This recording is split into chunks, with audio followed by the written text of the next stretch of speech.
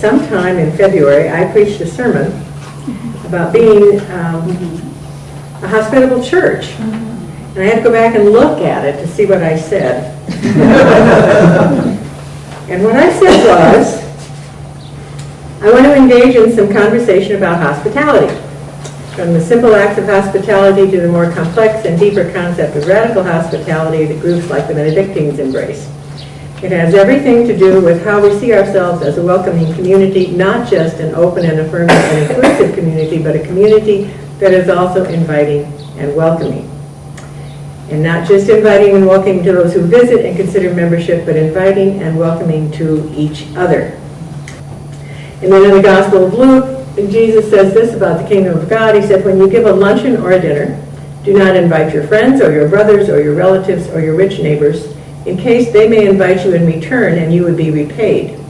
But when you give a banquet, invite the poor, the crippled, the lame, and the blind, and you will be blessed because they cannot repay you, for you will be repaid at the resurrection of the righteous.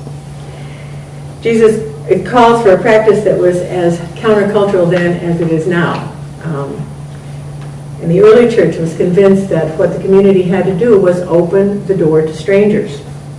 And it was risky business, and it's risky business today, because part of opening the door in a church setting and in a congregation is that we risk losing the sense of familiarity that we like. We may lose our sense of family. We might be asked to change or to welcome someone who is not like us. When we talk about hospitality, we're always talking about issues of inclusion and exclusion. Our worlds tend to be small and homogeneous, even though that's not our intention. But let's face it, we don't go out looking to be made uncomfortable. Much of what we believe about Christian hospitality comes to us from the Benedictines. They understood the importance of encountering those who are different because it stretches us, it dislocates stiffness, and opens us up to new possibilities. I think that's a wonderful image, the dislocating stiffness. We remember that every human is sacred and every life is holy ground. And here's what the rule of St. Benedict says. All guests who present themselves are to be welcomed as Christ, for he himself will say, I was a stranger and you welcomed me. And so, I think we begin with saying that most congregations, this one included, would declare themselves to be open and friendly and welcoming and interested in growth. And we would say that we are a caring group of people who would welcome anyone into our fellowship and extend the best of our hospitality. Sometimes it is more difficult than we expect. Our understanding of what is religiously correct causes us to say that everyone is welcome, but there are, indeed, attitudes and feelings deep within us that sometimes undermine our good intentions. The experience of many outsiders or others entering the church family has been that of not feeling welcome or accepted. We may feel that we are being very cordial, but that doesn't mean that every visitor feels that they are the recipient of that kind of hospitality. Well, there are no secrets about hospitality. Some churches do some things better than others.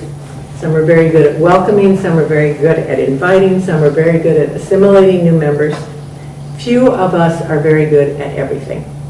And the point is to just keep trying to improve the areas that we are not very good at. So I'm going to talk a little bit this morning about just the nuts and bolts of hospitality. And this will touch on a lot of what all of you mentioned this morning. A few years ago, I was asked to design a workshop on hospitality for the small church conference at Clearwater Forest. And I began by suggesting that people take a tour of the building, of the church building, and take a new member with you or take a visitor with you. And it's important to feel how somebody else feels who isn't here regularly. Let me suggest that, you do that some Sunday morning and ask yourselves some of these questions. First of all, is it easy to get into worship? Well, if you were a visitor or a newcomer to this church building, the question would be, which building? Or, how do I get into worship? If you come to the doors on Lincoln Avenue over here, it looks like the building has been boarded up. There is a worn-out handmade sign with an arrow pointing to the McAllister Street door, but those doors only seem to be open depending on weather, and they're at the top of a very steep set of stairs. There's another door through that little garden down below, into the social hall, but that's not unlocked on Sunday mornings. So you finally find your way around to the parking lot, to the doors that come off the parking lot that open directly into the social hall, but those doors are not handicapped accessible. Not yet. We're working on that one. If you didn't know that the west door was handicapped accessible, would you even find it? That's the first question. It's not marked as being any particular entrance to this church. And if you managed to get in that door, what would you do? Where would you go when you finally got into the building? Signage is critical to hospitality. And the signage in this church, quite honestly, is dismal, and we all know it. The Operations Committee and the GEM Committee have taken on improving the signage in this building. We need signs that come down from the ceiling that say office, nursery, restrooms, preschool. We need signs other than things that we have hand lettered or printed and laminated with arrows going 14 directions. We need signs that look nice instead of just looking like, oh, we just thought of that, let's put up a sign. Parking. If you were visiting, would you know which parking lot you were allowed to use? Obviously the one right outside here, but would you know that you could also park over there or over in the McAllister lot? Let's say you did make it into the social hall. What would be your first impression? Right now, anybody. Your first impression if you walked in those doors off the parking lot into the social hall. Where's the church? Where's the church? Where's the sanctuary? Where's the sanctuary? And where's the bathrooms? Where's the bathroom? What else? I mean, look around. I mean, and I would encourage you to go downstairs today and just look at that social hall and say, what do I know about this church? Where would I find information? How would I find my way here, there, or wherever? What are all those little kids doing?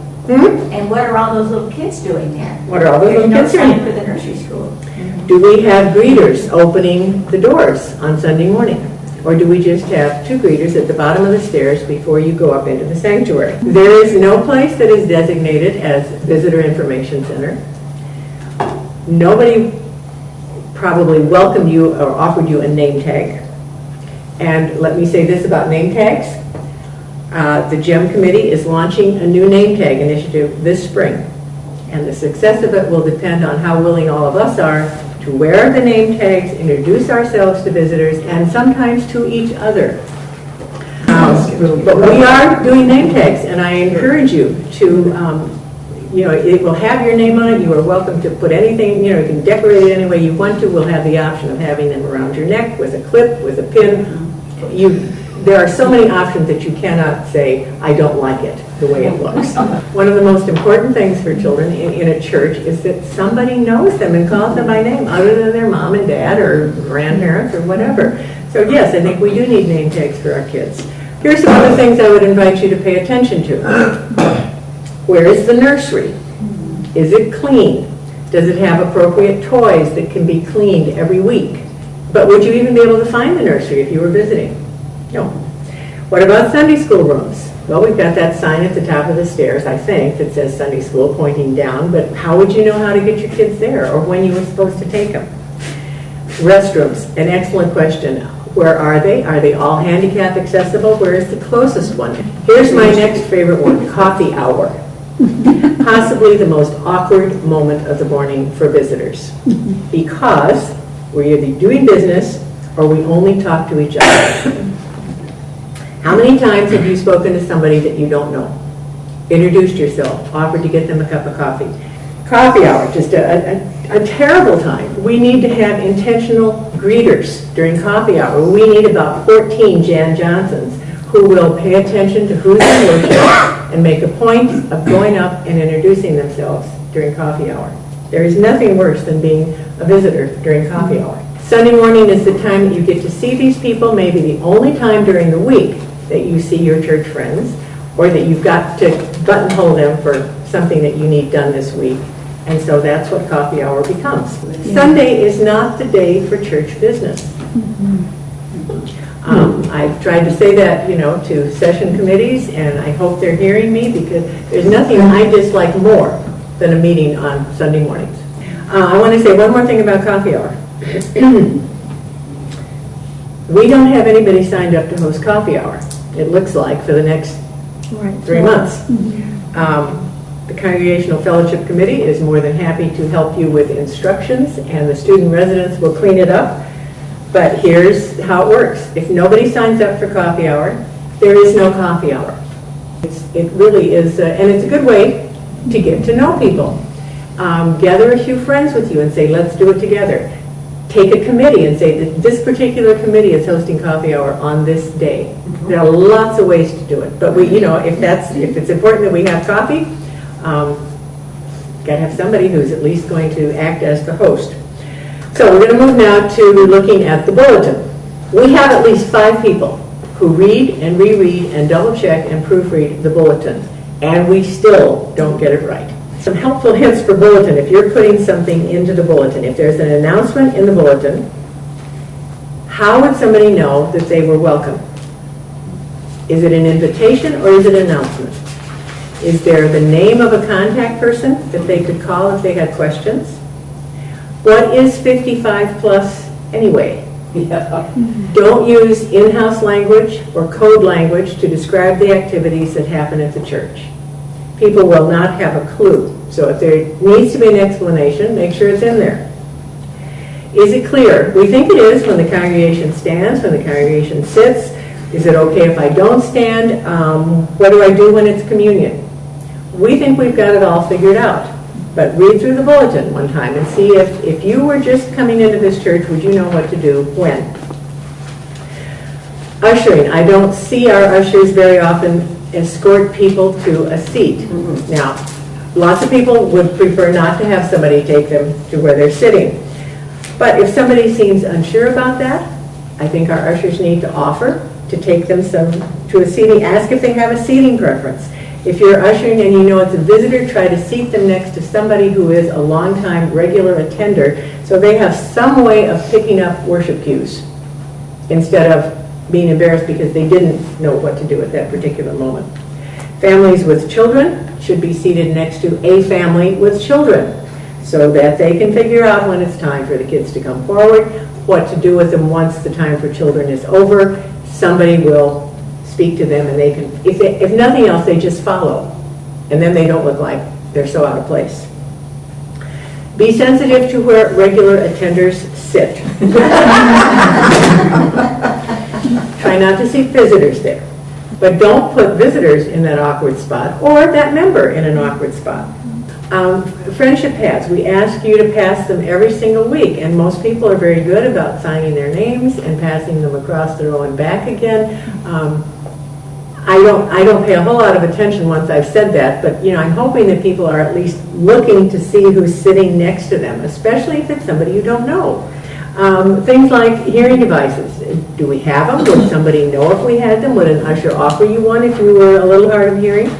Would somebody coming in know that the elevator was down here if they needed an elevator access to the sanctuary? Would they know that it comes up and that if they come into church, they're going to be coming right in the front of church? Are we paying attention to the people who come alone, who are single? Are their tables set up with uneven numbers? Not everybody comes 2 by 2. We have to get out of that arc mentality. Is there a place for a single parent with a couple of young children? Do we set up high chairs? Do we offer high chairs? Or do we wait for that person to go find them because they're back in the corner back there where the chairs are stored? All of these things are the simple things that we can do. And I think the problem always comes because we think it's somebody else's job. And it's not. Hospitality does not belong to the Growth Evangelism and Membership Committee. It does not belong to the deacons. It does not belong to the ushers. It does not belong to Jan Johnson. Hospitality belongs to all of us. It's what we do. It's what we're called to do as a Christian community. Churches go in cycles. And you may come into a church and feel warmly welcomed. You may come into a church and nobody speaks to you. So it's important for those of us who have this on our hearts to make sure that people are spoken to, that they are welcome, that they are invited to something, that you find out something about them. And we need to do a little work on the building, and we need to do a little work on our hospitality manners. So I would encourage you to be one of the people who becomes part of this sort of informal ad hoc hospitality committee.